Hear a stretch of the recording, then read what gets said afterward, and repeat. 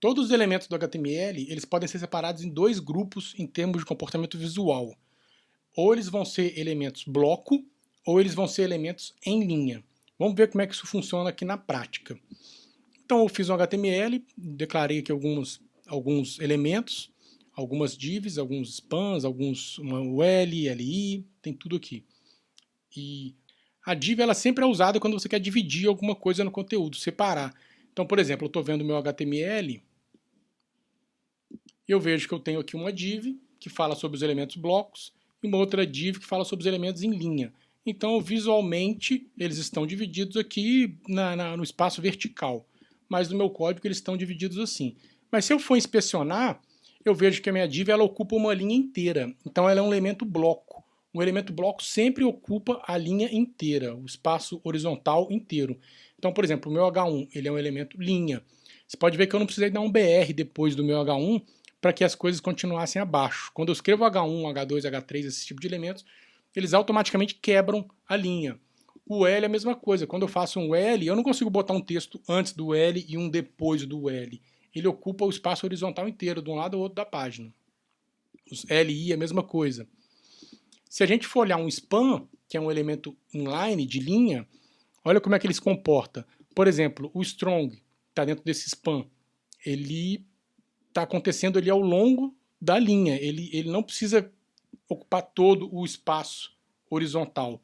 Se eu diminuir o tamanho desse meu texto do span, eu percebo que realmente ele é um elemento em linha. Ele não ocupa o espaço inteiro. Pode ver que os links atrás dele ficaram na sequência.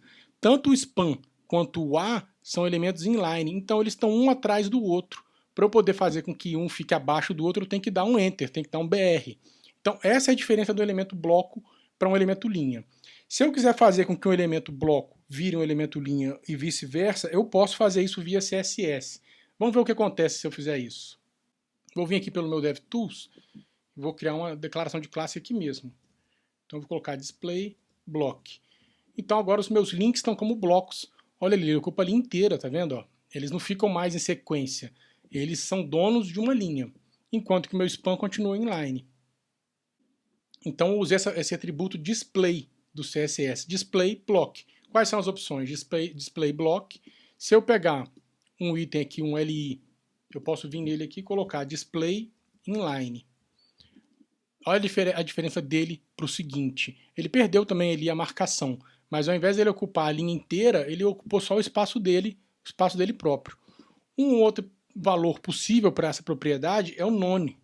None é nada em inglês. Então, display none, esse elemento que eu marquei aqui, ele sumiu, ó. Cadê ele, ó? Ele é ali, ó, spam, tá vendo? Ele sumiu. Se eu desmarcar aqui, ó, ele aparece. Marquei, ele some. Então, isso aqui é muito útil quando você está fazendo alguma aplicação onde algumas coisas têm que aparecer e outras sumirem.